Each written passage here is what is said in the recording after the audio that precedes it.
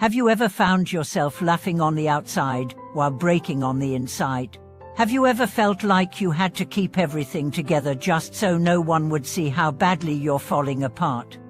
Welcome back to the channel. I'm your host, and today we are going to talk about something most people experience but few truly understand: inner strength. Not the kind that makes headlines or wins applause, but the kind that survives the darkest nights without a witness. The kind that doesn't scream but endures. The kind that never seeks attention but is the backbone of everything that doesn't collapse.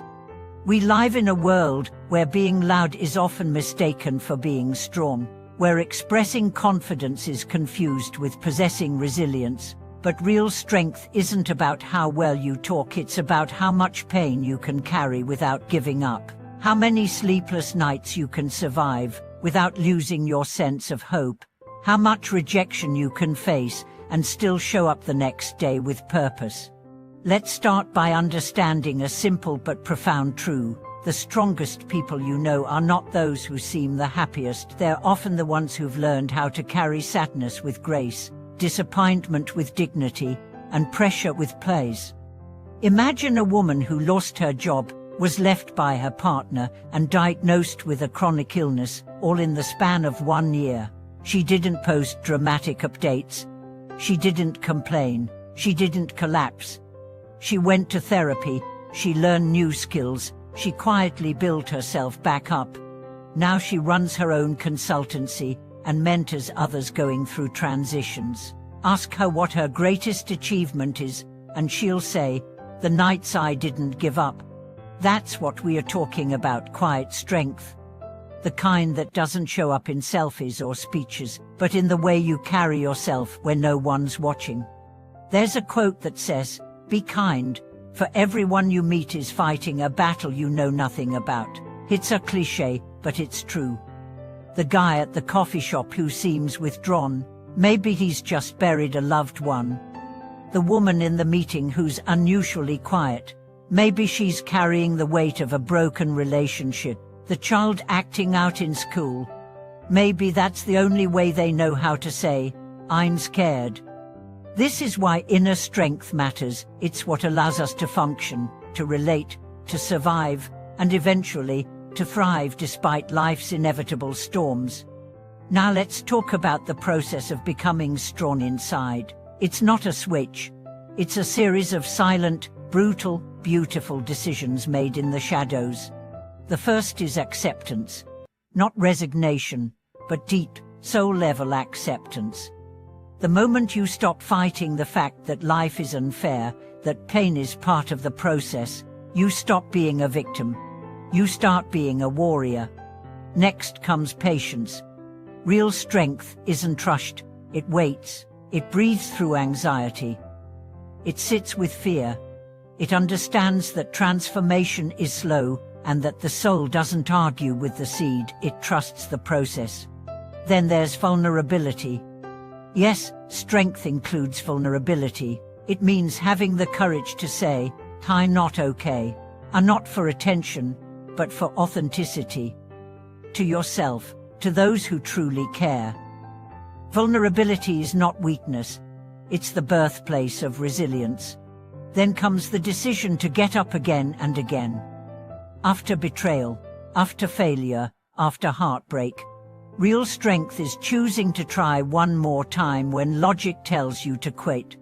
And finally, real inner strength manifests in stillness. The ability to sit in solitude without panic. To find peace not in distractions, but in presence. Think about the most resilient people you've ever known. They might be your grandmother who raised 5 children after her husband died, or your friend who grew up in foster care and is now a loving parent, or a mentor who faced bankruptcy, depression, even suicidal thoughts, and came back to build a life of purpose. These people didn't become strong because they wanted to.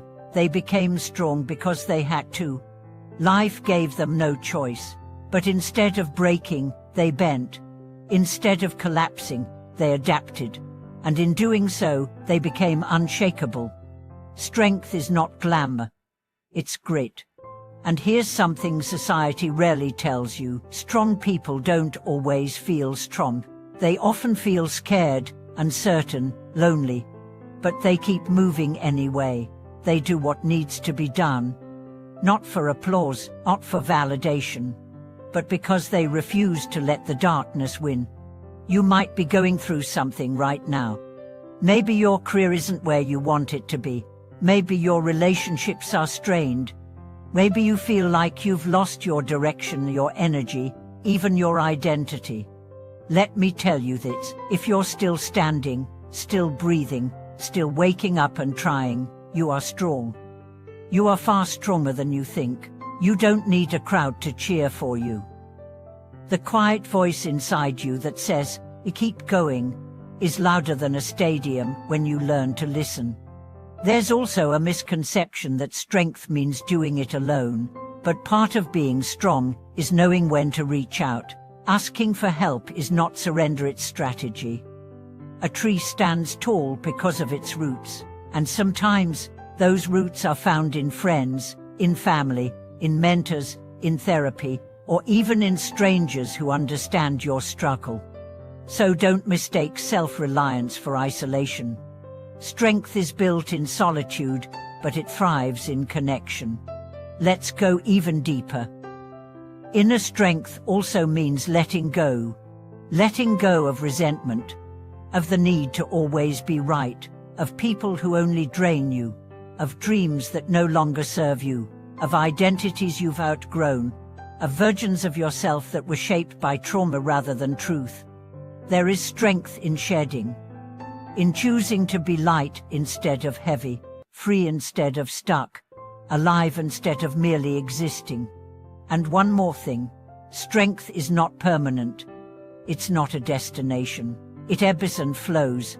Some days you'll feel invincible. Other days, brushing your teeth feels like an achievement. Both are valid. Both are part of the process.